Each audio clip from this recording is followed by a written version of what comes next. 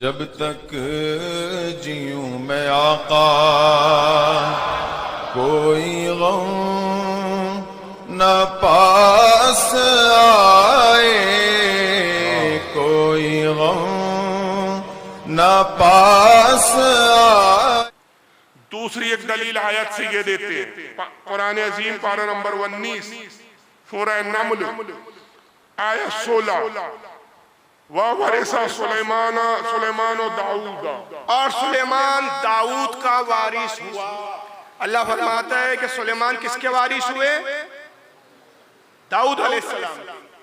तो जब कुरान खुद कह रहा है कि सुलेमान दाऊद के वारिस हुए, तो जब सुलेमान दाऊद अलैहिस्सलाम के बेटे होने की वजह से वारिस हो सकते हैं, तो सैयदा नबी की बेटी होने की वजह से फदक की वारिस नहीं हो सकती। पता चला कि अबू बकर सिद्दीक ने कुरान के खिलाफ बात की। अब आइए जवाब, पहला जवाब, इसके बहुत सारे जवाब दूंगा। पहला जवाब, सबसे पहली बात यह कि यहाँ विरासत से मुराद माल नहीं, इल्म। क्या है? इल्म है। एक तो ये कि रसूलुल्लाह ने खुद कहा कि अंबिया विरासत में क्या छोड़ते हैं? इल्म छोड़ते हैं, माल और दौलत नहीं छोड़ते। और अगर यहाँ माल मुराद ली जाए तो हजरत दाऊद अलैहिस्सलाम के क्या सिर्फ एक ही बेटे सुलेमान अलैहिस्सलाम थे? 19 बेटे थे जनाब। कितने बेटे थे? 19 बेटे थे। तो ये 19 बेटे जो थे, तो इनको विरासत क्यों नहीं मिली? फिर तन्हा सुलेमान अलैहिस्सलाम को क्यों मिली? और अगर तन्हा सुलेमान अलैहिस्सलाम इसके वारिस हुए, तो पता चला कि 18 बेटों के साथ नाइंसाफी की फिर हजरत दाऊद अलैहिस्सलाम ने। और नबी अपनी दिगर औलादों से नाइंसाफी करे, ये बईद है। तो पता चला कि यहाँ जिस विरासत की बात हो रही है, ये विरासत की जो बात है, ये इल्म की बात है। विरासत की, नबुव्वत की विरासत की बात हो रही है, ये माल और दौलत की विरासत की बात नहीं हो रही है। और इसको कितने लोगों ने लिखा? बहुत सारे हवाले। इमाम तबरी ने लिखा है इसको तफसीर तबरी के अंदर, जिल 18 24 सूरह नमल आयत 16 के तहत। इमाम अबू लैस समरकंदी ने लाया इसको तफसीर समरकंदी के तहत, जिल 2 सफ़ा 491। इमाम बगावी ने तफसीर बगावी के अंदर, जिल 6 सफ़ा 148।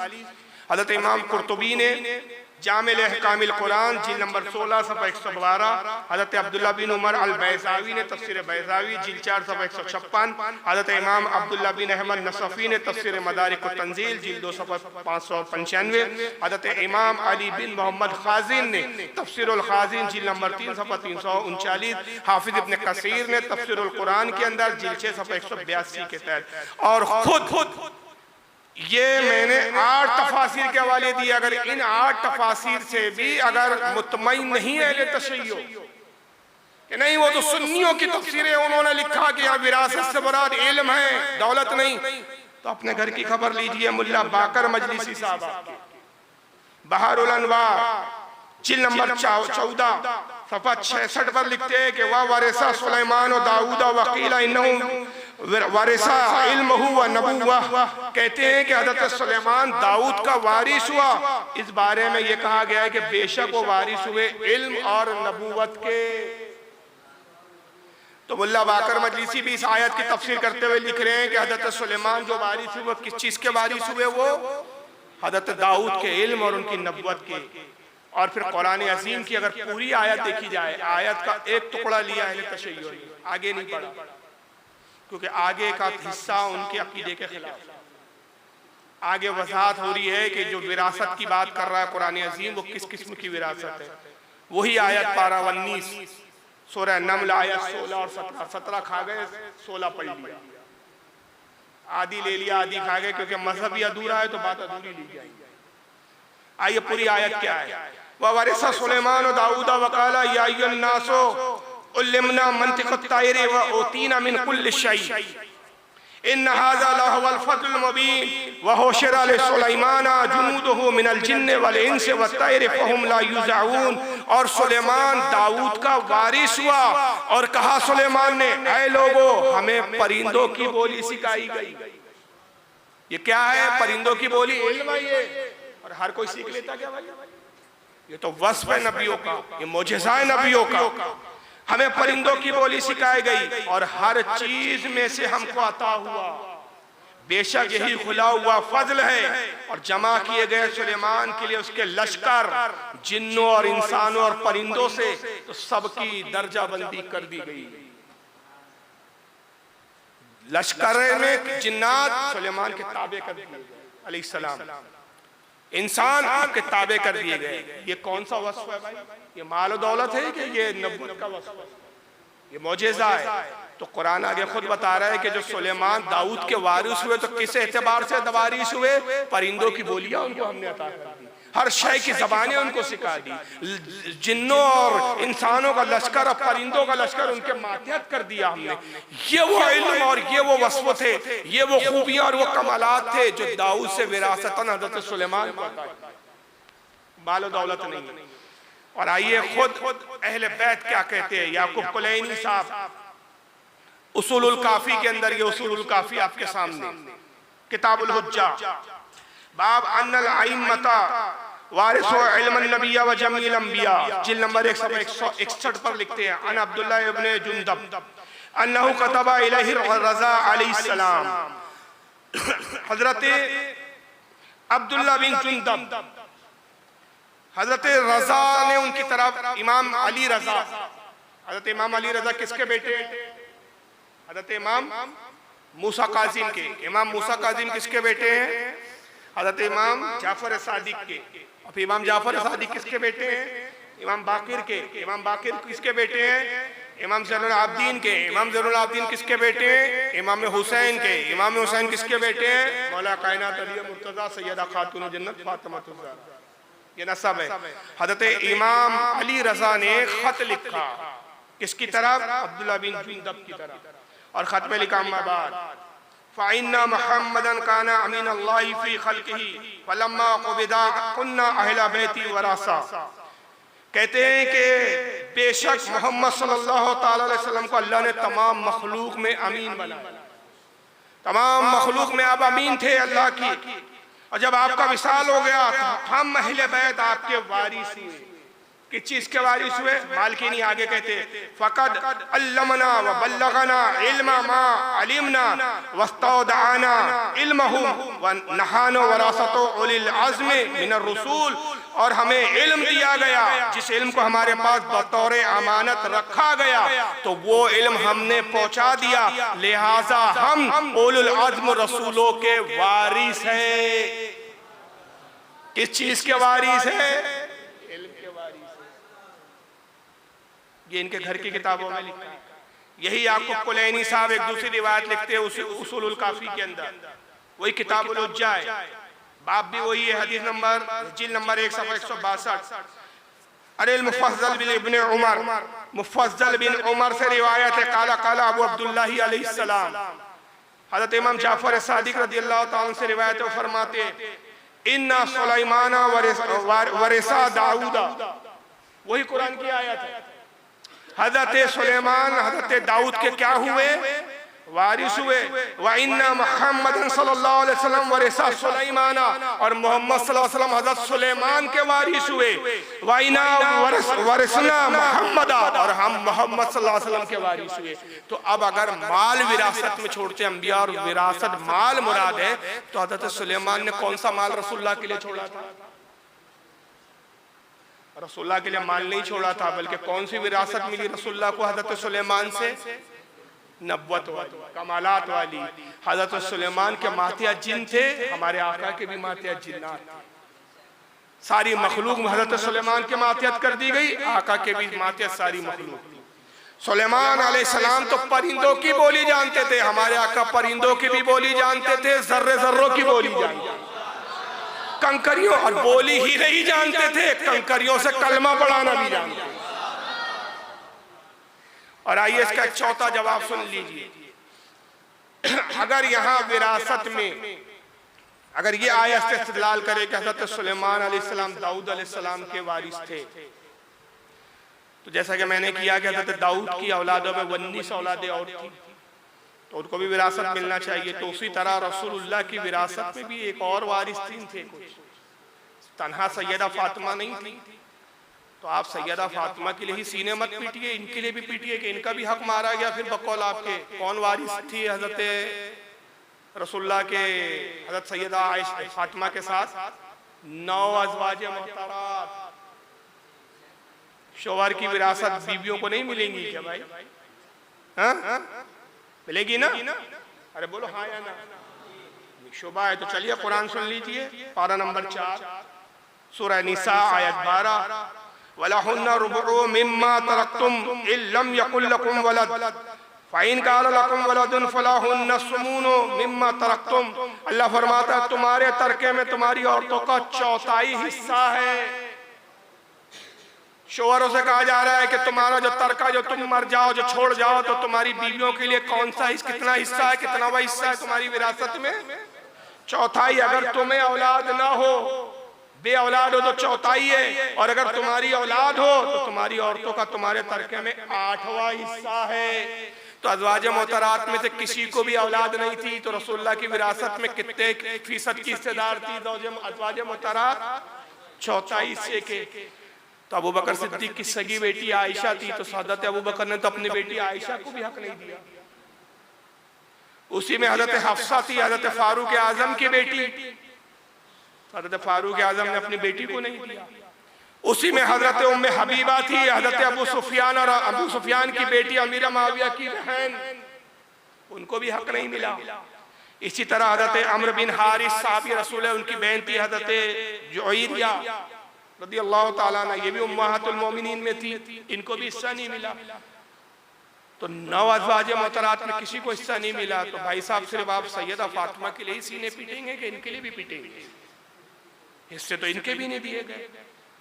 असल में हकीकत यह है कि रसूलुल्लाह ने कोई विरासत छोड़ी ही नहीं। क्यों नहीं छोड़ी, इसकी वजह जानना चाहते हैं आप?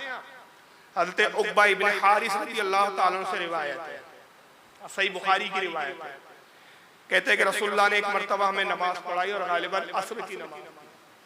आपने बहुत तेजी के साथ जल्दी जल्दी नमाज पढ़ाई, और नमाज खत्म करने के बाद आप लोगों की गर्दनों को फलांगते हुए जाने लगे। साहबों को ऐसा लगा कि शायद हुजूर की तबीयत कुछ नासाज हो गई है, कुछ मुश्किल मरहला आ गया। क्या पेश आ गया कि हुजूर ने नमाज जल्दी पढ़ाई और लोगों की गर्दन फलांगते हुए आप निकल गए। देखते हैं साहबा के हुजूर अपने हुजरे के अंदर तशरीफ ले गए, बाहर आए। कुछ देर के बाद फिर हुजूर वापस जब मस्जिद आए तो साहबा इकराम कहते हैं कि हुजूर की इस सुरात को देखकर, इस तेजी को देखकर हम घबरा गए। हमने कहा अल्लाह के नबी, किस जरूरत के तहत आप इतनी तेजी से गए? आपने फरमाया कि नमाज के दौरान मुझे याद आया कि मेरे घर में सोने का एक टुकड़ा पड़ा हुआ, लिहाजा मैंने नमाज को मुख्तसर किया, घर गया और सोने के टुकड़े को मैंने अल्लाह की राह में खैरात कर दिया। मुझे अंदेशा हुआ कि कहीं ये सोने का टुकड़ा याद इलाही से मुझे गाफिल ना कर दे।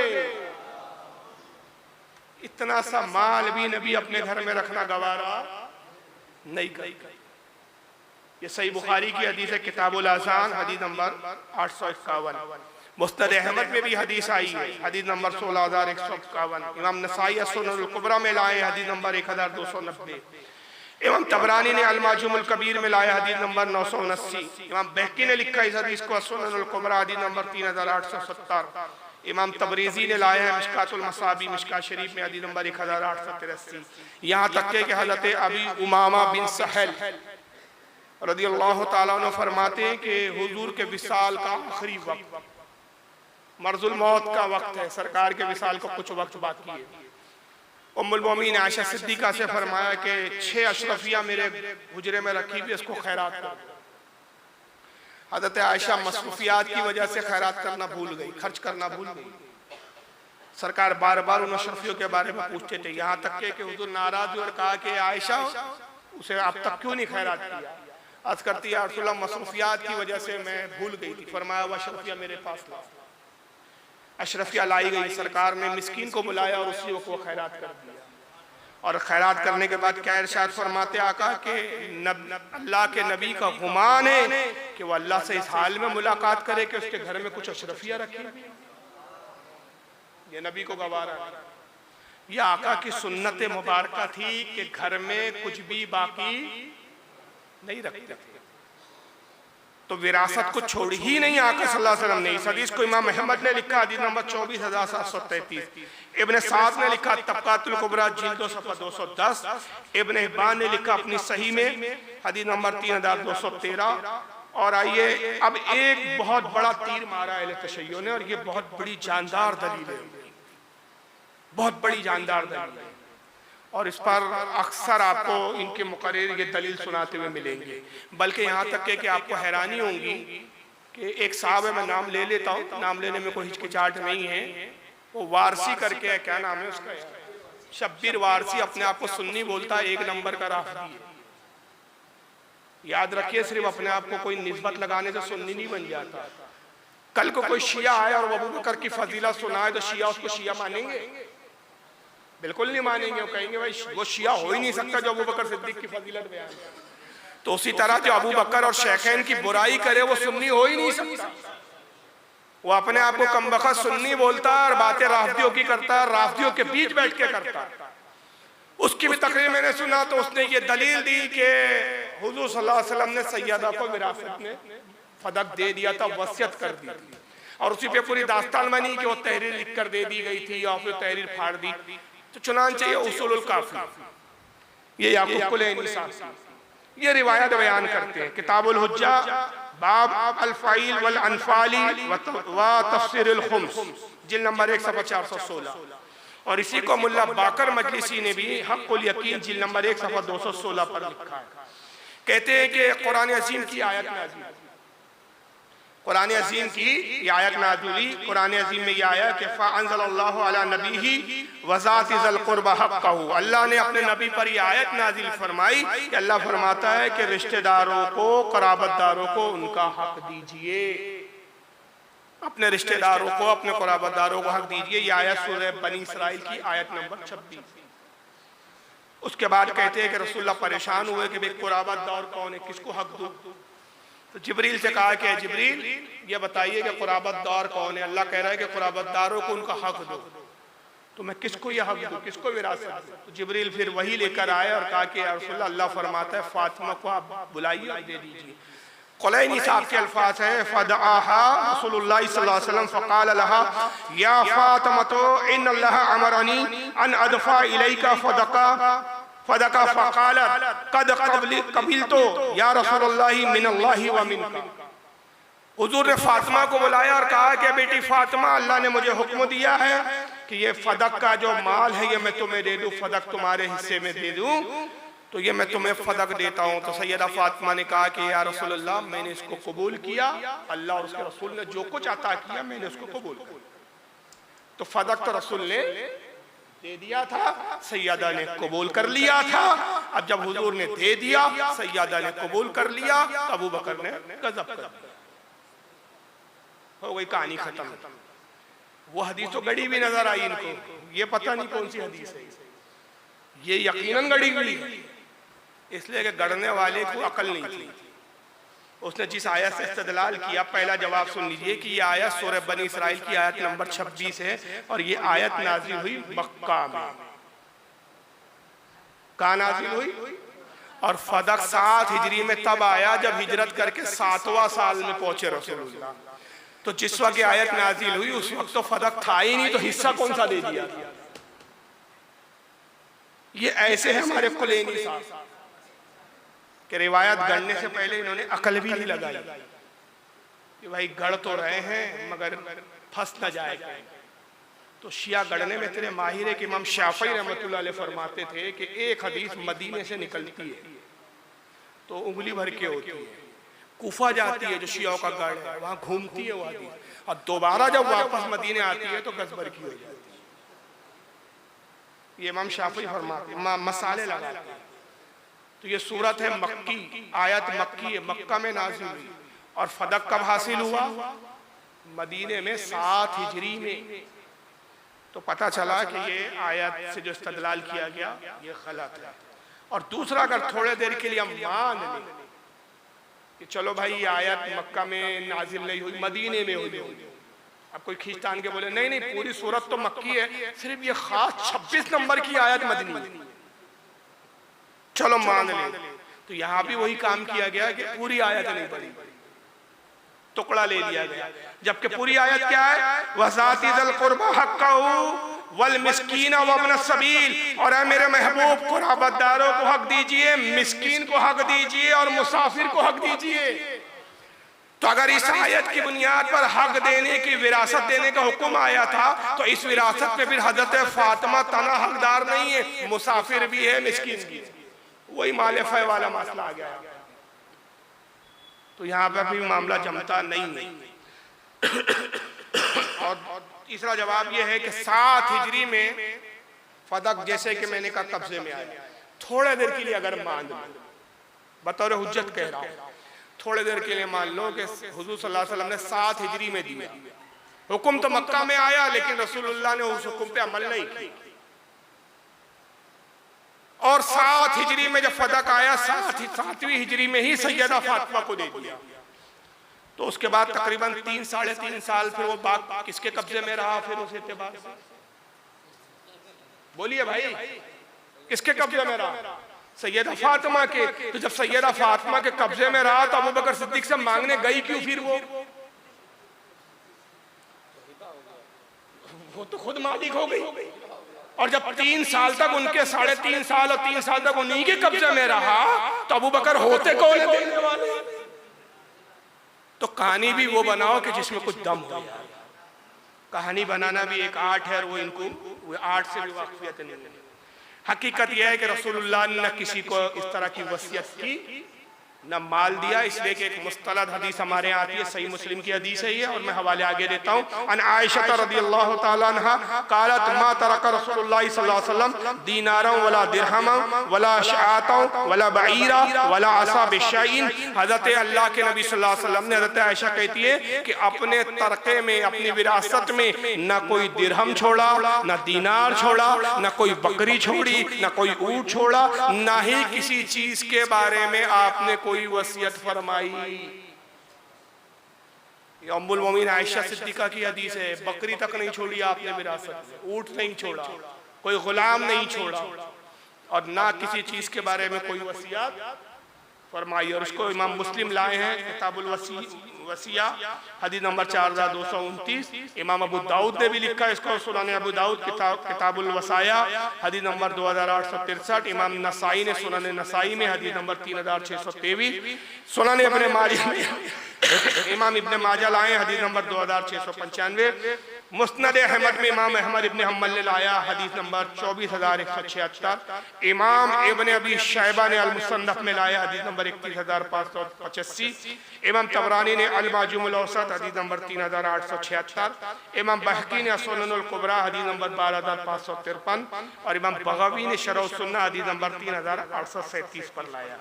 तो बहरहाल कुल मिला के पता चला कि यहाँ पर वसीयत नहीं हुई, और खुश शौ क्या चूचू का मुरब्बा है।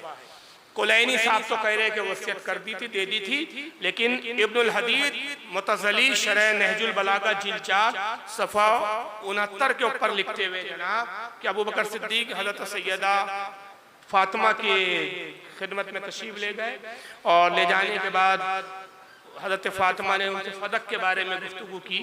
तो हज़रत अबू बकर ने कहा कि मेरे माँ बाप आप पर कुर्बान, मेरे नज़दीक आप सादिका और अमीना है। आप अमीन हैं, सादिक है, सादिका है। अगर रसूलुल्लाह ने आपके लिए, आपने बहुत अच्छा मशवरा दिया, मैं जरूर हुजूर की खिदमत में जाऊंगी और एक लौंडी मांगूंगी। सरकार की खिदमत में आती, अर्ज करती है रसूलुल्लाह गेहूं पीस पीस के, जौ पीस पीस के मेरे हाथों में आबले पड़ गए, सख्त हो गए मेरे हाथ, मशकीज़ा उठाते उठाते मेरे कांधे पे नीले निशान पड़ गए। अल्लाह के नबी मुझे घर के सारे काम अकेले तनहा करने होते, मैं घर से हाजिर हुई कि आप मुझे कोई जंग में से आई हुई लौंडी अता फरमा दी। आका ने फरमाया कि बेटी फातिमा, इससे ज़्यादा मुस्तहिक अंसार के घर वाले, अंसार की बच्चियाँ हैं, बेवाएँ हैं, मैं तुम्हें कैसे लौंडी दे सकता हूँ? क्या मैं वो अमल न बताऊं कि जब तुम सोते वक्त, बिस्तर पे जाते वक्त ये पढ़ लो तो दिन भर की सारी थकावट तुम्हारी दूर हो जाए? अर्ज करती है रसूलुल्लाह जरूर बताया ना। फरमाया कि मेरी बेटी फातिमा सुनो, जब सोने जाओ बिस्तर पे तो 33 मरतबा सुभान अल्लाह पढ़ लिया करो, 33 मरतबा अल्हम्दुलिल्लाह पढ़ लिया करो, और 34 मरतबा अल्लाह अकबर पढ़ लिया करो। सारी थकावट दूर हो जाएगी। और ये हदीस किसने लिखा है? इमाम बुखारी ने लिखा है। हदीस नंबर 3113। सैयदा इसी पर राजी हो गई, मुझे बताइए जो नबी अपनी बेटी को एक लौंडी देना गवारा ना करे, सबका हक मार के पूरा फदक अपनी बेटी के नाम कैसे करके चलेगा? अज़वाज का भी हक है उसमें, जबकि कुरान बयान कर चुका है कि इसमें मिस्कीन का भी हक है, इसके अंदर मुसाफिरों का भी हक है, बेवाओं का भी हक है। सबका हक मार कर रसूलुल्लाह तन्हा अपनी बेटी को कैसे दे सकते? ये नबी पाक सल्लल्लाहु अलैहि वसल्लम से बईद है, ये हो नहीं सकता। यही वजह है कि याकूब कुलैनी साहब ने भी इस चीज को लिखा है। एक बहुत अहम मसला मैं बता रहा हूँ, और ये शियाओं के यहाँ है। विरासत में एक विरासत का एक जो होता है, क्या बोलना चाहिए उसको, एक विरासत की किस्म जो होती है वो होती है जिसको कहते हैं अपना, क्या बोलते, गैर मनकूला, जायदाद गैर मनकूला। जानते हैं क्या होता है? इसकी तारीफ यह है कि ऐसी जायदाद या ऐसा माल जिसको एक जगह से दूसरी जगह मुंतकिल नहीं किया जाता। उसमें क्या क्या आती है? जायदाद गैर मनकूला में मकान, खेती, दरख्त, जमीन। बागे फदक भी किस माले में आएंगे भाई? बोलो यार, जायदाद गैर मनकूला में आएगा कि नहीं? कि बाग को उठा के ले जा सकते क्या? ऐसा है कि मैं नागपुर में रहता हूँ, नागपुर में मैं एक अंगूरों का बाग लूँ और बंबई आओ तो कहोगे चलो बाग भी साथ में लेके चलते हैं, वहां खुद भी अंगूर खाएंगे और हजरत उलमा इकराम को भी खिलाएंगे? नहीं कर सकते ना। फिक़्ह जाफरी में क्या मालूम शियाओं क्या कि जायदाद गैर मनकूला में औरत हिस्सेदार होती ही नहीं है। जनाब घर की किताबें तो पहले पढ़ो कि बस हाय बाग खा गए, रोने से फुर्सत मिले तो कुछ पढ़े, पढ़ते ही नहीं है कब बखत, बस मातम कर रहे हैं, बस मातम कर रहे हैं। अब आइए जायदाद मनकूला कुलैनी साहब, मैं सबसे मुअत्तबर किताबी से शुरू कर रहा हूं इनके। याकूब कुलैनी साहब उसूलुल काफी जिल्द नंबर इसकी 7 सफ़ा नंबर 124, किताबुल मवारिस, बाब इन्नन निसाई ला यरिसना मिनल इकारी व शैया। इस बाब के तहत लाते अन मोहम्मद बिन मुस्लिम अन अबी जाफर अलैहिस्सलाम। मोहम्मद बिन मुस्लिम से रिवायत है और वो रिवायत करते हज़रत अबू जाफर से। अबू जाफर कौन? हाँ, अब इम्तिहान है आपका। अभी अब्दुल्ला तो सुन लिए थे आपने, अबू जाफर कौन? हाँ? जोर से बोलो यार, डरो मत, गलत होगा और क्या होगा। मैं इसलिए पूछ रहा हूँ कि आपकी बेदारी भी बरकरार रहे। हालांकि देखिए मेरी आवाज बहुत बैठी हुई है, फिर भी बोल रहा हूँ। आने से पहले 3 बार गरारे करके आया हूँ 1 घंटे में, तो आपका ज़ौक़ है इसलिए मैं इतना देर बोल रहा हूँ। हालांकि मेरा गला दर्द दे रहा है, बोलने में मेरे को तकलीफ हो रही है, लेकिन आपके ज़ौक़ और मोहब्बत की बुनियाद पे बोल रहा हूँ। तो मैं आपसे इसलिए भी बुलवा रहा हूँ 2 वजह कि जितनी देर आप बोलते थोड़ा सा रेस्ट मिल जाता, एक बहाना है, और दूसरा ये कि फिर मुझे लगता है कि आप बेदार है, सुन रहे हैं। अबू जाफर से मुराद कौन है? इमाम बाकर, इमाम जाफर के वाली। तो कौन हुए इमाम जाफर के वाली? इमाम बाकर। इमाम बाकर से रिवायत है, काल वो कहते हैं अन्निसाउ ला यरिसना मिनल आर्दी वला मिनल इकारी शैया।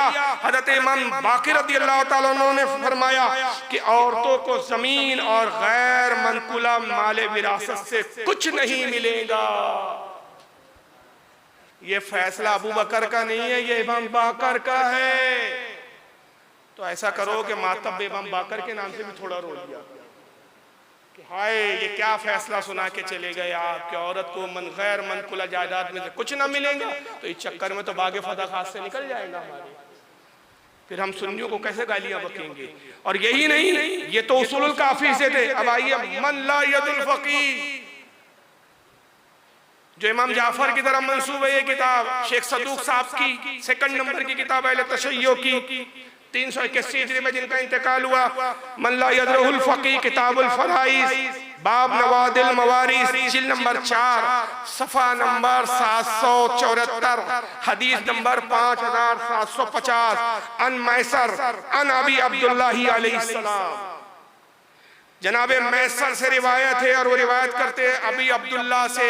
अबू अब्दुल्ला कौन? इमाम जाफर सादिक। इमाम जाफर सादिक रज़ियल्लाहु ताला से रिवायत करते हैं काला साल तो अनिन निसाई माला हुन्ना मिनल मीरास। वो कहते हैं कि मैंने इमाम जाफर से औरतों के बारे में पूछा कि मीरास में उनके लिए क्या है, प्रॉपर्टी में से शोहर की प्रॉपर्टी, बाप की प्रॉपर्टी, उससे उनको क्या क्या मिलेगा, क्या मिलेगा। फकाला फअम्मल अर्दो वल इकारतो फला मीरास लहुन्ना फी, इमाम ने फरमाया जहां तक जमीन और गैर मनकुला जायदाद है उसमें से औरत को मीरास में से कुछ नहीं मिलेगा।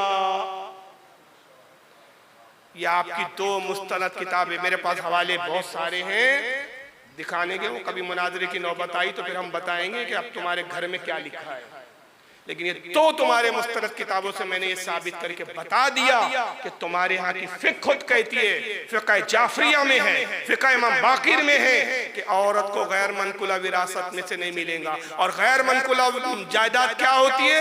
जो मुंतकिल ना की जाए। उसमें क्या आता है? बाग आते हैं, खेत आते हैं, मकान आते हैं, दरख्त आते हैं, ऐसी चीजें जिसको मुंतकिल ना किया जा सके। तो इस एतबार से इस हुक्म के तहत फदक सैयदा फातिमा का हक बनता ही नहीं। ये हम नहीं कह रहे, आपका मौलवी कह रहा है। अब इसके बाद एक बहुत जबरदस्त एतराज, 6 नंबर का जो एतराज शिया कहते हैं कि अच्छा सैयदा को अगर विरासत नहीं मिली तो ये अज़वाज मोहतरात को हिजरे कैसे मिल गए?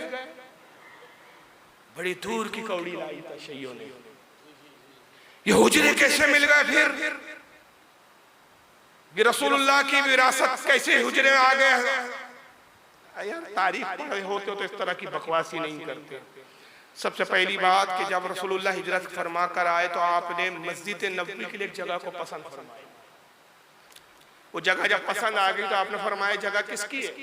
लोगों ने कहा हुजूर 2 यतीम बच्चे हैं, हजरत साइल और हजरत सोहेल, 2 यतीम बच्चे थे, दोनों ईमान लाए, साहबी रसूल होने से मुशर्रफ हुए, उनकी ये जगह। फरमाया उन बच्चों को बुलाओ। बुलाया और इरशाद फरमाया कि जगह मुझे पसंद आ गई है, मेरा इरादा है कि मैं यहाँ मस्जिद नबवी तामीर करूँ, तो ये जगह तुम हमारे हाथ में फरोख्त कर दो। उन्होंने कहा या रसूलल्लाह हम वैसी ही बात करते हैं। आपने फरमाया नहीं, तुम यतीम भी हो और नाबालिग भी हो, नाबालिग का हिबा मेरी शरीयत में जायज नहीं है, लिहाजा इसकी कीमत बताओ। उन्होंने कीमत लेने से इनकार किया, तकल्लुफ किया। सरकार ने अबू अय्यूब अंसारी से फरमाया, जो उस वक्त जमीन के सौदे औदों के भी काम करते थे, कहा अबू अय्यूब बताओ कि इस खिस्ते की जमीन का क्या रेट चल रहा है? मैं आज के लैंग्वेज से समझा रहा हूँ, क्या स्क्वायर फीट? उन्होंने जो कीमत बताई, आपने कहा कि अबू बकर इसकी दुगुनी कीमत इन बच्चों को दे, डबल कीमत दी गई। सर डबल दी। 10 दीनार में उसी मस्जिद नबवी से मुत्तसिल एक और जमीन का पट्टा था जो अबू बकर सिद्दीक ने खरीदा और अर्ज किया या रसूलल्लाह ये वो जमीन है जहां मैं चाहता हूं कि आपकी अज़वाज के हुजरात बनाए। वहां 2 हुजरे उस वक्त बने क्योंकि नबी के निकाह में उस वक्त 2 ही ज़ौजा मुतारा थी, एक थी हज़रत सौदा, दूसरी थी हज़रत आयशा। तो वो जो 2 हुजरे बने वो किसकी जमीन पर बने? बोलो यार, अबू बकर सिद्दीक के तो हुजरे जो है विरासत में नहीं मिले थे, अबू बकर सिद्दीक की खरीदी भी जमीन पर बनाए गए। तो ये तुम्हारी जो एतराज है ना, यही 1 नंबर का बकवास है। और इसको किसने लिखा है? हजरत इमाम समहोदी तारीख पर उन्होंने और जोग्राफियाई हालात पर मदीने की किताब लिखी है, बहुत जबरदस्त किताब है। इनकी 2 जिल्दों में 4 जिल्दों में आती है। वफाउल वफा बेअखबार दारिल मुस्तफ़ा जिल्द नंबर 1 सफ़ा नंबर 250 से लेकर 275 तक ये पूरी तफसीलात बयान की है। इसके अलावा इमाम इब्न हजर अस्कलानी रहमतुल्लाह ताला ने फतहुल बारी शरहुल बुखारी जिल्द नंबर 7 सफ़ा नंबर 281 हदीस नंबर 3896 के तहत इसको लिखा है। और दूसरा जवाब यह है कि हिबा और विरासत दोनों में फर्क होता है। हिबा यह है कि इंसान जिंदगी में कोई अपनी चीज किसी को भी वक्फ कर दे, विरासत मरने के बाद जारी होती है।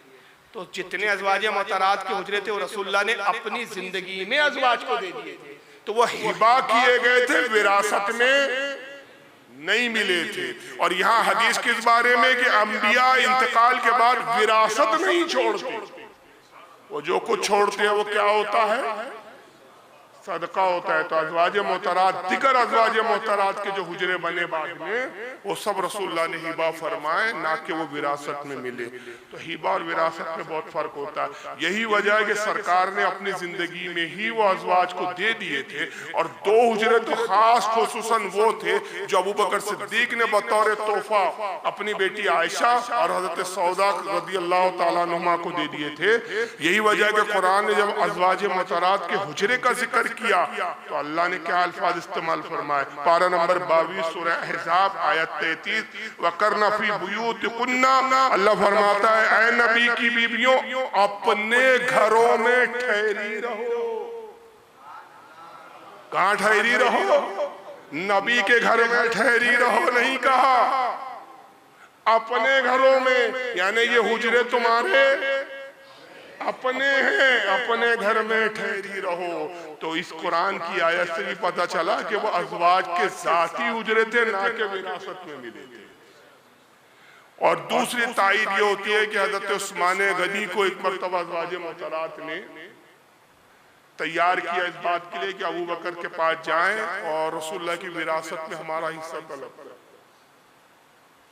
तो उस्मान गनी तैयार हो गए कि ठीक है, मैं आपकी तरफ से नुमाइंदा बनकर, कासिद बनकर अबू बकर सिद्दीक के पास जाता हूं। चुनांचे अबू बकर सिद्दीक की खिदमत में जब वो जाने लगे, हज़रत आयशा सिद्दीका को पता चला, वो आई और उम्महातुल मोमिनीन से कहती है, तमाम नबी की बीबियों से कहती है कि मैंने सुना है कि तुमने उस्मान को भेजना चाहती हो तुम कि रसूलुल्लाह की विरासत में वो जो तुम्हारा हक है, जो हिस्सा है, वो तलब किया जाए। तो उन्होंने कहा हाँ।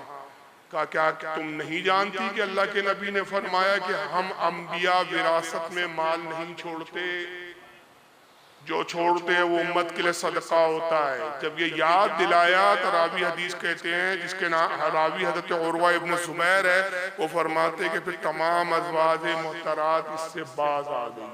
तो पता चला कि अज़वाज मोहतरात को भी हिस्से नहीं मिले थे। फातिमा का ही मसला नहीं था, बल्कि मसला अज़वाज मोहतरात का भी था। ये रिवायत को इमाम बुखारी ने लिखा है किताबुल मुगाज़ी हदीस नंबर 4034, इमाम मुस्लिम ने भी लिखा है इसको हदीस नंबर 4579, इमाम अबू दाऊद ने लिखा है सुनाने अबू दाऊद हदीस नंबर 2976, इमाम बहकी ने लिखा है सुननुल कुबरा हदीस नंबर 12737।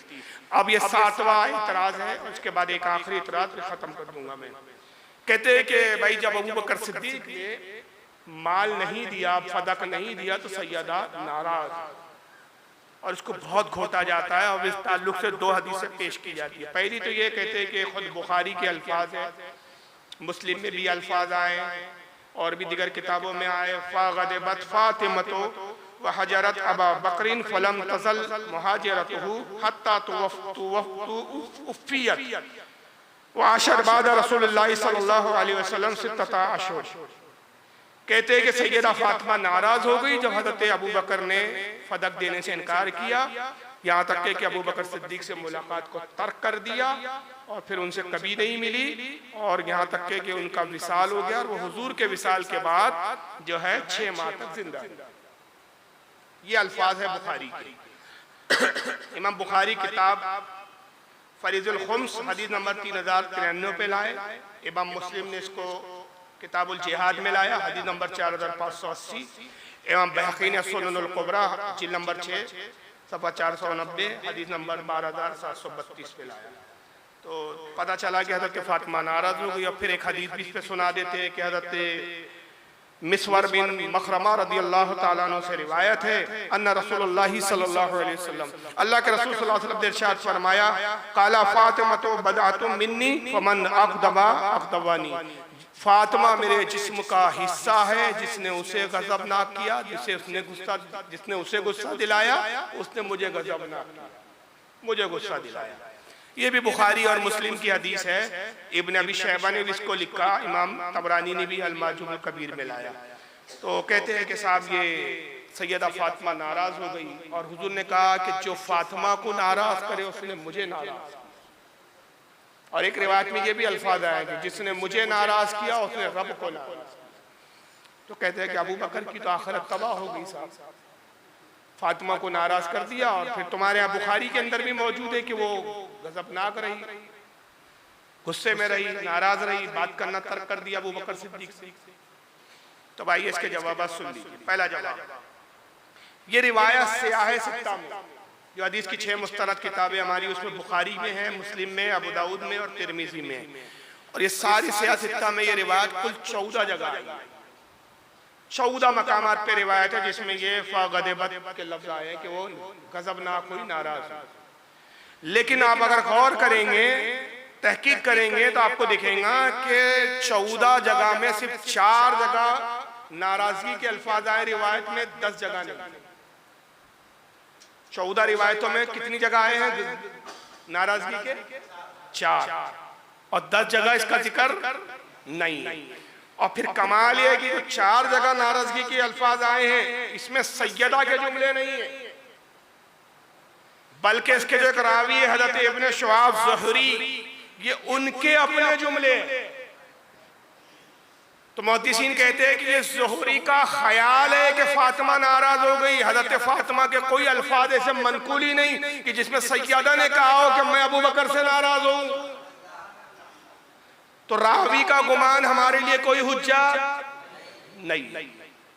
ये पहला जवाब। और दूसरा जवाब कि हदीस में जो आया, रसूलुल्लाह ने फरमाया जिसने फातिमा को गज़बनाक किया, गुस्सा दिलाया, नाराज किया, उसने मुझे नाराज किया। ये तब है, मुहद्दिसीन फरमाते हैं कि कसदन नाराज किया जाए। एक होता है किसी को कसदन गजब दिलाना, और एक होता है कि कोई ऐसा फेल करे कि जो कसदन नहीं है, इरादतन नहीं है। वो अलग बात है कि सामने वाले को नागवार गुजरे। दोनों में जमीन आसमान का फर्क होता है। अबू बकर सिद्दीक ने कसदन गजबनाक नहीं किया, उन्होंने तो रसूलुल्लाह की शरीयत पर अमल किया। ये अलग बात है कि हज़रत फातिमा उससे नाराज हो गई। अगर नाराज वाली रिवायत को भी मान लिया जाए, और अगर आप ये कहें कि नहीं साहब इससे तो आखिरत तबाह हो गई अबू बकर की, चलो कसदन ना सही, इरादतन ना सही, लेकिन ऐसा फेल तो अबू बकर कर गए जिससे सैयदा नाराज हो गई। तो भाई यही अल्फाज जो ये हदीस के आए हैं ना, जिसने फातिमा को नाराज किया, और भी जगह है, और इसका ताल्लुक बड़े नाजुक मोड़ पर है। फिर यहाँ भी उस चीज को कबूल करो, और वो क्या है, आइए हर रिवायत में पढ़ के सुना देता हूँ आपको। अनिल मिस्वर बिन मखरमा, रावी वही है जो उस हदीस में रावी, वही यहाँ भी रावी। हज़रत मिस्वर बिन मखरमा रिवायत करते, काला इन्ना अली रज़ियल्लाहु ताला अन्हु खतबा बिन्त अबी जहल, हज़रत अली रज़ियल्लाहु ताला अन्हु ने अबू जहल की बेटी को निकाह का पैगाम दे दिया।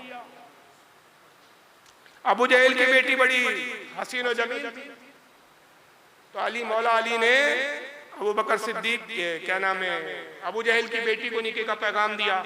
वह समय तो रसूलुल्लाह सल्लल्लाहु अलैहि वसल्लम वह हुआ यख्तबुन नास फी ज़ालिका अला मिंबरी हाज़ा, जब रसूलुल्लाह सल्लल्लाहु अलैहि वसल्लम को ये बात पहुंची, उन्होंने जब इसको सुना तो आका सल्लल्लाहु अलैहि वसल्लम लोगों के दरमियान में खुतबा देने खड़े हुए, मिंबर पे तशरीफ लाए।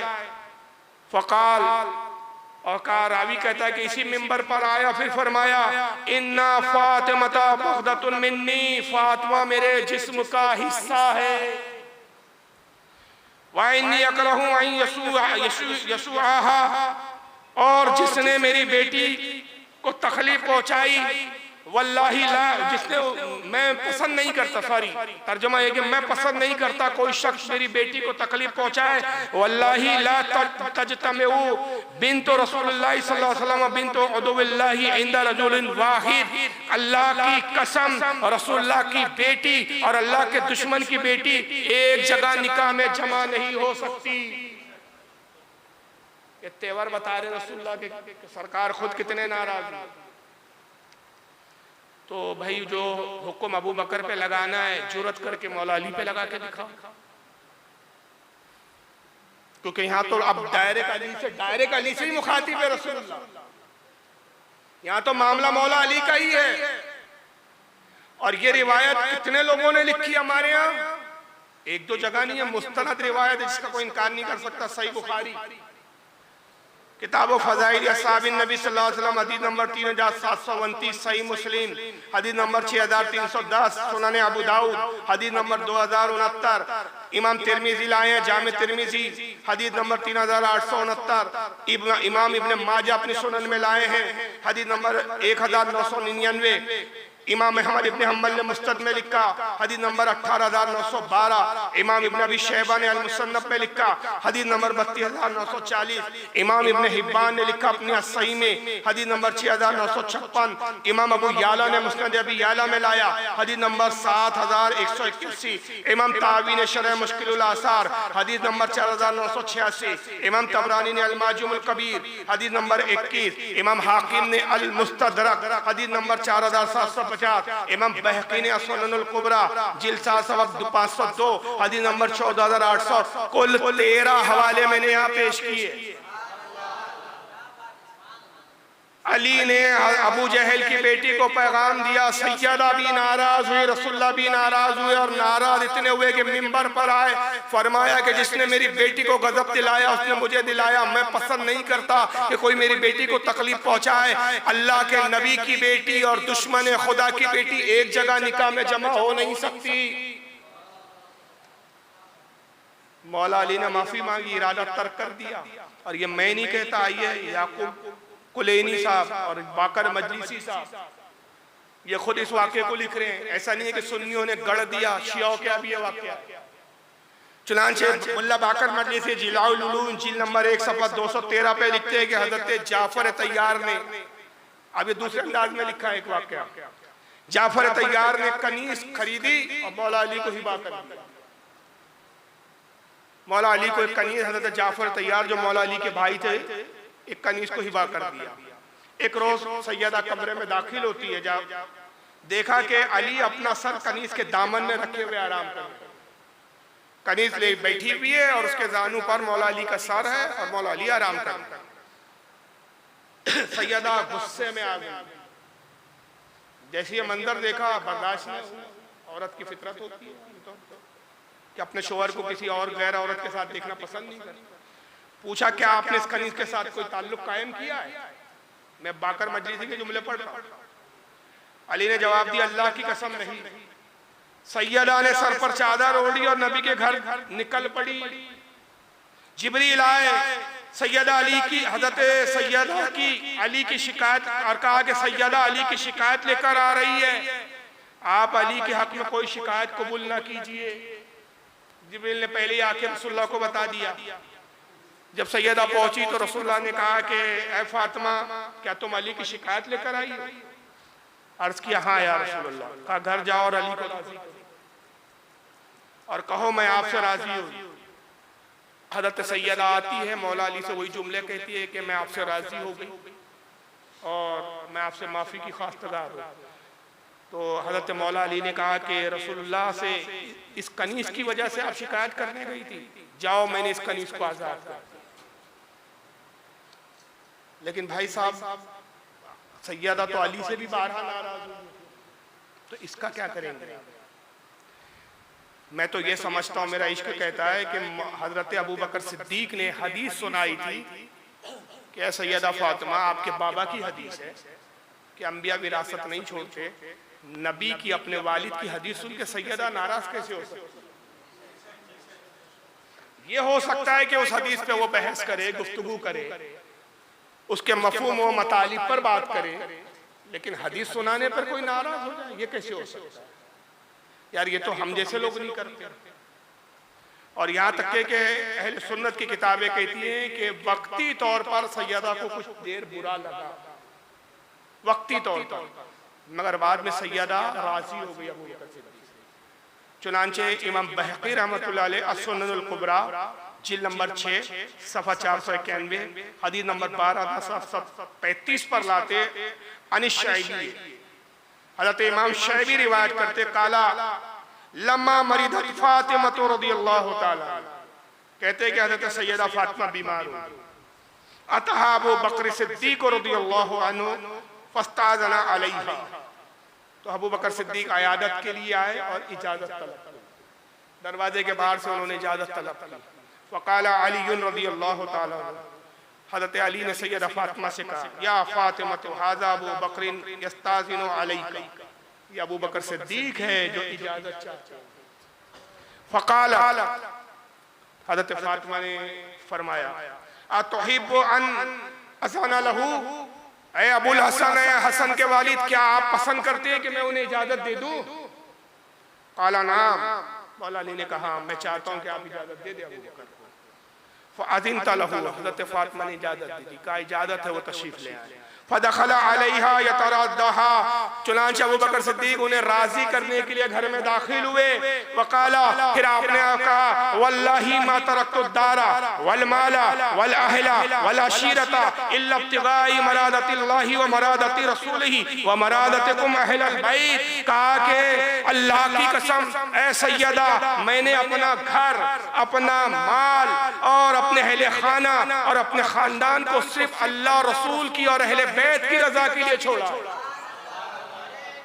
अल्लाह जानता है कि मैंने अपना घर तक छोड़ दिया, मैंने अपना खानदान छोड़ दिया, अपना माल छोड़ दिया, अपने अजीज और अकारीब छोड़ दिए। किसके लिए? अल्लाह, उसके रसूल और अहले बैत के लिए छोड़ दिए। तो बस आप यहाँ तक के फिर वो कहते हैं कि सुम्मा तरद्दहा हत्ता रदियत, यहाँ तक के हज़रत सैयदा फातिमा को उन्होंने राजी किया और वो हज़रत अबू बकर से राजी हो गई। और इमाम बैकी कहते हैं इस्नादहु सहीहुन, इसकी इस्नाद, इसकी सनद सही है। और इस रिवायत को सिर्फ इमाम बैकी ही ने तना नहीं लिखा, मैंने इमाम बैकी के अल्फाज पढ़े या सुननुल कुबरा के अल्फाज हैं जो किताब इस वक्त आपके सामने। इसको इब्ने साद ने भी लिखा, इमाम मोहम्मद इब्ने साद ने अत-तबकातुल कुबरा जिल्द नंबर 10 सफ़ा 28। इसको अल्लामा ज़हबी लाए हैं सियारुल अलामुन नुबाला जिल्द नंबर 2 सफ़ा 121। हाफिज इब्ने कसीर लाए हैं अल बिदाया वन निहाया जिल्द 5 सफ़ा 411।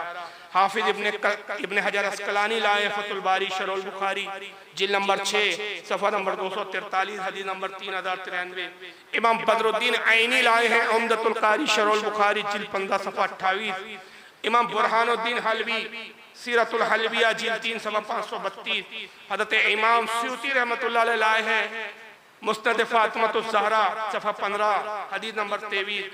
अल मुत्तकी हिंदी, इमाम इब्ने हुस्सामुद्दीन अल मुत्तकी हिंदी ने कंजुल उम्माल जिल्द 5 सफ़ा 605 हदीस नंबर 14070।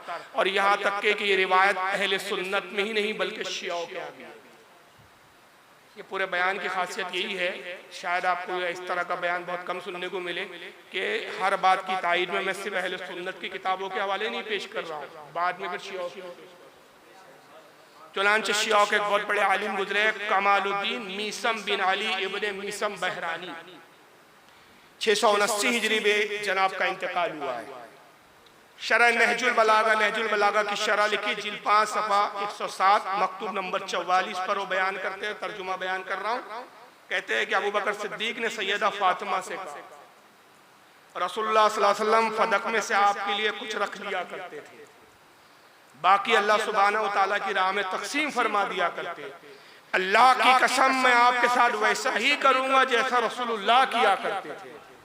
ये सुनकर सैयदा फातिमा खुश हो गई और इस बात पर आपसे अहद ले लिया। ये मीसम साहब जो है कमालुद्दीन मीसम बिन अली इब्ने मीसम बहरानी भी कहते हैं कि सैयदा राजी हो गई किस बात पे कि अबू बकर ने कहा कि जिस तरह रसूलुल्लाह करते थे उसी तरह मैं भी करूँगा। सैयदा राजी हो गई और कहा कि आप अहद कीजिए कि इसी तरह बरकरार रखेंगे इस चीज़ को, यानी किसी को प्रॉपर्टी ये फदक जो है पूरी तरह वक्त नहीं करूँगा। तो हज़रत अबू बकर ने अहद किया, वादा किया, वो राजी हो गई। इसको इब्नुल हदीद ने भी लिखा है शरह नहजुल बलागा जिल्द 4 जुज़ नंबर 16 सफ़ा नंबर 80। यहाँ तक के कि मुल्ला बाकर मजलिसी साहब ने जो है जिल्द नंबर 1 सफ़ा 227 किताब हक़्क़ुल यक़ीन, उन्होंने भी इतना कबूल कर लिया। हालांकि ये बहुत मुतशद्दिद किस्म का शिया है, तबर्रई है, ये तबर्रई है असल में।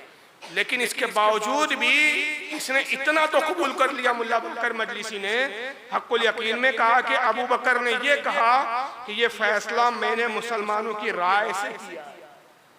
ये तज़ाद देखो शियाओं क्या, एक तरफ कहते हैं कि अबू बकर ने हदीस गढ़ी, खबर वाहिद है, दूसरी तरफ खुद ही रिवायत कर रहे हैं कि अबू बकर सिद्दीक कहते हैं मैंने ये फैसला मुसलमानों की राय से किया, मुसलमानों के इत्तेफाक से किया। और मुसलमान से मुराद कौन है? उस वक्त सब साहबा की जमात है, वो आज के मुसलमान नहीं है। मैं इस राय में तन्हा और मुनफरिद नहीं हूँ, मैं अपना माल असबाब सब आपको देता हूँ। मेरा माल लीजिए, आप मेरे असबाब लीजिए, जो चाहे ले लीजिए, आप अपने पिदरे बुजुर्गवार की उम्मत की सरदार हैं और अपने फर्जंदों के लिए शजरे तैयबा है। आपके फजल शर्फ से कोई इनकार नहीं कर सकता। आपका हुक्म मेरे माल में जारी है, लेकिन मुसलमानों के माल में आपके पितर के इरशाद की मैं मुखालिफत नहीं कर सकता। तो पता चला कि मुल्ला बाकर मजलिसी यहाँ तक तो आ गए कि अबू बकर सिद्दीक ने जो है सैयदा को राजी करने के लिए ये बातें की, गुजारिशात की कि भाई ये फैसला मेरा तनहा नहीं है, कोई मैंने आपका माल दबा नहीं लिया है, फदक मैंने कोई खा नहीं लिया है, ये मुसलमानों की राय से फैसला किया। और राय से मुराद क्या है कि जो हदीस रसूल मैंने पेश की इस पर तमाम मुसलमानों का इत्तेफाक हुआ कि ये हदीस सुनने वाला मैं तनहा नहीं बल्कि और भी साहबा इकराम है। आखिरी एतराज 10 मिनट में इसको खत्म कर रहा हूँ कि कहते हैं कि सैयदा इतनी नाराज रही कि वसीयत किया कि मेरे जनाजे में अबू बकर ना, ये शिया हज़रात का कहना है। नमाज जनाजे की मुमानियत कर दी और कहा खबरदार अबू बकर मेरे जनाजे में नहीं आना चाहिए। तो कहते हैं कि जनाजे में अबू बकर शरीक नहीं थे, कोई साहबी शरीक नहीं थे। हालांकि इसके चंद जवाब सुन लीजिए। पहली बात, शिया ये तो मानते हैं कि जब सैयदा का विसाल होने लगा तो जो तीमारदारी कर रही थी, जो आपकी देख रेख कर रही थी, आपके लिए जनाजा और जनाजे के ऊपर हौज टाइप का, वो क्या बोलते हैं उसको, एक शामियाना टाइप का छोटा सा जो होता है ना डोले के ऊपर, ये तैयार करने वाली सबसे पहली खातून तारीख में कौन है? हज़रत अस्मा बिन्त उमैस, और ये सैयदना अबू बकर सिद्दीक की अहलिया मोहतरमा है। अबू बकर सिद्दीक की बीवी सैयदा की तीमारदारी में थी। ये बाईद है कि जिसकी बीवी तीमारदारी में उसके शोहर को पता ना चले कि सैयदा का इंतकाल कब हुआ और वो जनाजे में शरीक ना हो सके हो, ये तो बाईद है। और दूसरा, उस जमाने में जनाजे मस्जिद नबवी के बाहर पढ़ाए जाते थे। जब सैयदा का विसाल हुआ तो ये भी बाईद है कि साहब जनाजा आया हो और किसी को खबर ही ना हो। और तीसरी बात ये कि बाद रिवायतें हमारे अहले सुन्नत में 3 रिवायतें जनाजे को लेकर। पहली है कि आपके जनाजे की नमाज हजरत अब्बास ने पढ़ी, हुजूर के चचा ने। दूसरी रिवायत यह है कि सैयदा फातिमा की नमाज जनाजा खुद मौला अली ने पढ़ी। और तीसरी रिवायत जो कसीर मुसन्निफीन ने हमारे यहाँ लिखी है वो ये कि हजरत फातिमा की नमाज जनाजा सैयदना अबू बकर सिद्दीक ने पढ़ी। शरीक होना तो दूर की बात है, नमाज जनाजा तक पढ़ाने का हमारे यहाँ रिवायतें मौजूद है। चुनांचे आइए हज़रत जाफर बिन मोहम्मद, इमाम जाफर सादिक से रिवायत है, अन जाफर इब्न मोहम्मद रदियल्लाहु ताला अन्हुमा अन अबीही अन जद्दीही। हजरत इमाम जाफर सादिक रदियल्लाहु ताला अन्हु अपने वालिद इमाम बाकिर से रिवायत करते और वो अपने जद हजरत इमाम ज़ैनुल आबिदीन और इमाम हुसैन से रिवायत करते। काला, वो कहते तुफ़ियत फातिमा बिन्त रसूलिल्लाह सल्लल्लाहु अलैहि वसल्लम लैला, हजरत सैयदा फातिमा का रात में विसाल हो गया। और रात में जब उनका विसाल हुआ, फजा अबू बकरीन व उमर व उस्मान व तलहत व जुबैर व साद व जमात कसीरतुन रदियल्लाहु ताला। तो आपके जनाजे में हजरत अबू बकर सिद्दीक, हजरत उमर, हजरत उस्मान, हजरत तलहा, हजरत जुबैर, हजरत साद और एक कसीर सहाबा की जमात हाजिर, एक कसीर जमात पहुंची उस वक्त आपके जनाजे पे। फ़क़ाल अबू बकर ले अली रदियल्लाहु अन्हु, तो हजरत अबू बकर सिद्दीक ने मौला अली से फरमाया, तक़द्दम फसल्लि अलैहा, ए अली आगे बढ़िए और नमाज जनाजा पढ़ाइए, क्योंकि ये आपकी शरीके जिंदगी है, आगे बढ़िए नमाज जनाजा पढ़िए। काल, मौला अली ने अर्ज किया, ला वल्लाही, नहीं अल्लाह की कसम, ला वल्लाही नहीं अल्लाह की कसम, ला तक़द्दम तो व अंता खलीफतु रसूलिल्लाह सल्लल्लाहु अलैहि वसल्लम फतक़द्दम अबू बकर फसल्ला अलैहा फकब्बरा अलैहा अरबआ। कहा अल्लाह की कसम मैं आगे नहीं बढ़ूंगा, आप आगे बढ़ के नमाज पढ़ाइए, इसलिए कि आप रसूलुल्लाह के खलीफा। चुनांचे रावी कहते हैं कि अबू बकर सिद्दीक आगे बढ़े और उन्होंने 4 तकबीरों के साथ नमाज जनाजा पढ़ाई। ये अल्फाज किन लोगों के हैं? अहले सुन्नत में आई है, इमाम इब्न अदी जरा तादील के इमाम है, अल कामिल फी ज़ुफ़ाई रिजाल जिल्द 7 सफ़ा नंबर 97 हदीस नंबर 10,433। इमाम मुहिब्बुद्दीन तबरी ने रियाजुल नज़ीरा जिल्द नंबर 2 सफ़ा 96 हदीस नंबर 533, हाफिज ज़हबी ने मीज़ानुल एतदाल जिल्द 4 सफ़ा नंबर 180, इमाम सूती ने मुस्नद फातिमतुज़ ज़हरा सफ़ा नंबर 58 हदीस नंबर 146, इमाम इब्न हुस्सामुद्दीन अल-मुत्तकी ने कंजुल माल जिल्द 12 सफ़ा 515 हदीस नंबर 35677 पर लिखा। और हाफिज इब्न साद के मोहम्मद इब्न साद के तबकातुल कुबरा जिल्द 10 सफ़ा 29 पर ये अल्फाज है, अन हम्मादिन अन इब्राहीम, हज़रत हम्माद रिवायत करते हैं हज़रत इब्राहीम से, काला वो कहते हैं सल्ला अबू बकर सिद्दीक़ रज़ियल्लाहु ताला अन्हु अला फातिमा बिन्त रसूलुल्लाह सल्लल्लाहु अलैहि वसल्लम फक़ब्बरा अलैहा अरबआ, नबी पाक सल्लल्लाहु अलैहि वसल्लम की बेटी सैयदा फातिमा की नमाज जनाजा अबू बकर सिद्दीक़ ने पढ़ाई और 4 तकबीरें उन्होंने कही। इस रिवायत को लिखने वाले इमाम अबू नुएम हैं, हिलियतुल औलिया जिल्द 4 सफ़ा 96 हदीस नंबर 4895, इमाम बहकी लाए हैं सुननुल कुबरा जिल्द नंबर 4 सफ़ा 46 हदीस नंबर 6896, इमाम इब्न असाकिर ने तारीख़ दमिश्क जिल्द 7 सफ़ा 458 हदीस नंबर 2059, हज़रत इमाम मिज़्ज़ी ने तहज़्ज़ुबुल कमाल जिल्द 35 सफ़ा नंबर 252, हज़रत इमाम हस्मी ने बोगियतुल बाईसी अन ज़वाइद मुस्तदिल हारिस जिल्द 1 सफ़ा 371 हदीस नंबर 272, इमाम इब्न हजर अस्कलानी ने इसाबा के अंदर जिल्द 8 सफ़ा 266, इमाम हुस्सामुद्दीन हिंदी ने कंजुल माल जिल्द 15 सफ़ा नंबर 718 हदीस नंबर 42823 के तहत लिखा है। ये इतनी सारी हदीस की किताबें हमारे अहले सुन्नत की है जिसमें यह साबित होता है कि सैयदा खातून जन्नत की नमाज जनाजा पढ़ाने वालों में अबू बकर सिद्दीक है। और अगर बिल फर्ज ये मान ले कि रिवायत ज़ईफ है तो नहीं पढ़ाया, लेकिन कम से कम जनाजे में शरीक रहे, ये तो साबित है।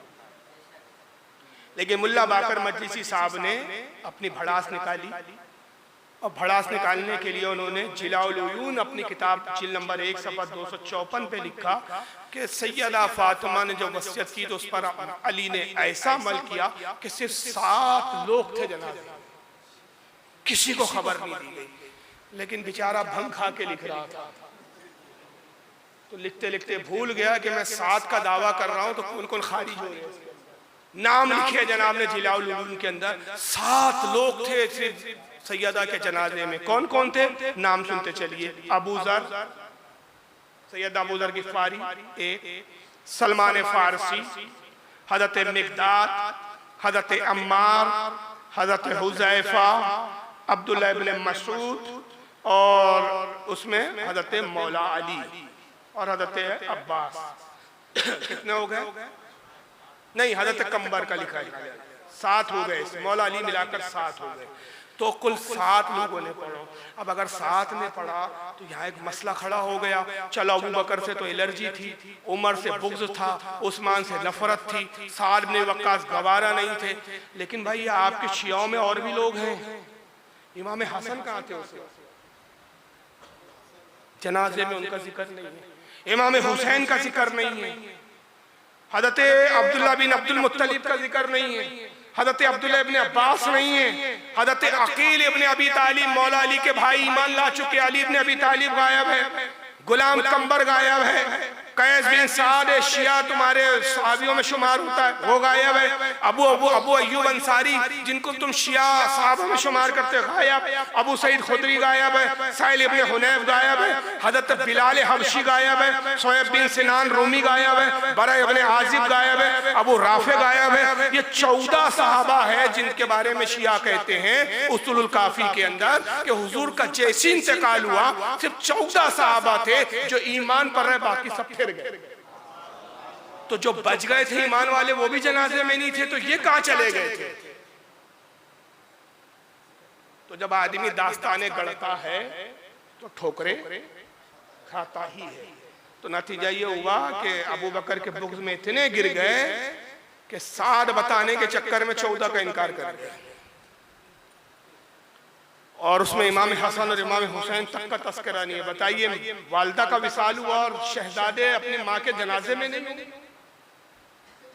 भाभी का इंतकाल हो गया, देवर अकील इब्ने अबी तालिब नहीं हो, भतीजी भी होती है हजरत अब्बास की, और क्या पोती भी होती है, बहुत सारे रिश्ते। वो नहीं है साहब, हजरत अब्बास नहीं है, अब्दुल्ला इब्ने अब्बास नहीं है, जो मौला अली के भाई होते चचाजाद। उस एतबार से सैयदा फातिमा उनकी भाभी भी है, बहन भी है, कई कई रिश्ते हैं भाई। ये तो सब रिश्तेदार गायब है भाई। और वो गुलाम कंबर कहाँ चला गया? कंबर भी नहीं है गुलाम। तो कुल मिला के फदक की जो दास्तानें बनाई गई है, इसमें बहुत बड़ा हिस्सा फर्जी है। सिर्फ इतना है कि सैयदा ने एक वक्ती तौर पर मुतालबा किया, अबू बकर सिद्दीक ने हदीस पेश कर दी, सैयदा वक्ती तौर पर थोड़ी नाराज हुई, अबू बकर सिद्दीक गए, राजी कर लिया, मामला खत्म हो गया। मगर 1400 साल तक आज तक सीने पीटे जा रहे हैं। यही प्रोपेगेंडा किया जा रहा है कि बाघ खा गया। समझ रहे? बाघ खा गए, किसने खाया? अबू बकर ने खाया। तारीख से कोई लेना देना नहीं। जब अबू बकर ने खाया तो ये हजरत हसन बिन हसन अली तक कैसे आया? फिर मरवान के पास कैसे पहुंच गया? उमर बिन अब्दुल अजीज के पास कैसे पहुंच गया? फिर मुतवक्किल बिल्लाह तक कैसे आ गया? ये सारी जो है तारीख, ये सबका इनकार करना पड़ेगा। तो असल में ये फिरका ऐसा है कि जो खुद अपने मोहसिनों का इनकार करते तो तारीख का इनकार इनके लिए क्या बड़ी बात है। और मोहसिनों का इनकार किया, अली से वादे करते थे, ए अली साथ देंगे, ऐन मौके पे जंग से भाग गया। इमाम हसन को से वादे किए, साथ देंगे, छोड़कर भाग गए। इमाम हुसैन को बुलाया, वादे किए साथ देंगे, छोड़कर भाग गए। हजरत जैद को बुलाया, साथ देंगे, छोड़ के भाग गए। कमाल तो यह कि इतने वफादार, इतने वफादारी का ढंडोरा पीटने वाले एक इमाम भी ऐसा नहीं है जो तबाई मौत से इंतकाल हुआ।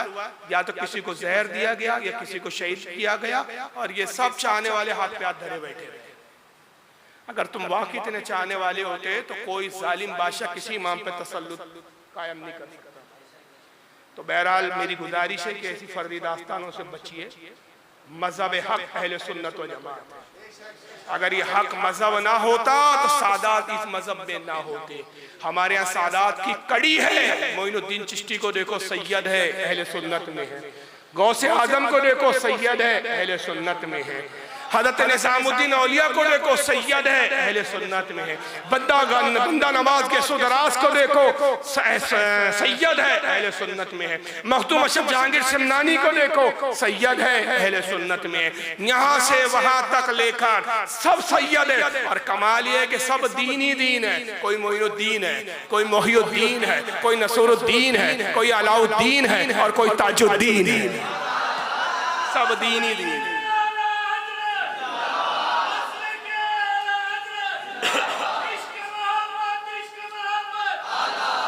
सारे सादात यहाँ हैं, सारा दीन यहाँ है। अगर माज़अल्लाह ऐसा ये सब फर्दी दास्तानें हकीकी होती तो सादात अहले सुन्नत में नहीं होते कि भाई हमारी दादी का जिन्होंने हक खाया हम उनका नाम की नारे क्यों लगाएं, उनके तस्करे क्यों करें। अच्छा सब छोड़ो, बस एक आखिरी बात मैं अर्ज करके खत्म कर रहा हूँ।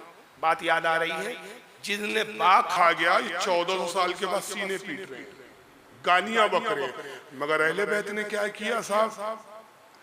हजरत इमाम जाफर की अम्मी का नाम क्या है? हजरत इमाम, हाँ इमाम जाफर की अम्मी, सही कह रहा हूं, इमाम बाकर की बीवी और इमाम जाफर की माँ, इस खातून से फिर नस्ल इमामत आगे बढ़ी। हजरत उम्मे फरवा, हजरत उम्मे फरवा कौन है? जरा पूछो ना इन राजदियों से। और कोई रिश्तेदार नहीं मिला रिश्तेदारी करने के लिए इस खानदान वालों को।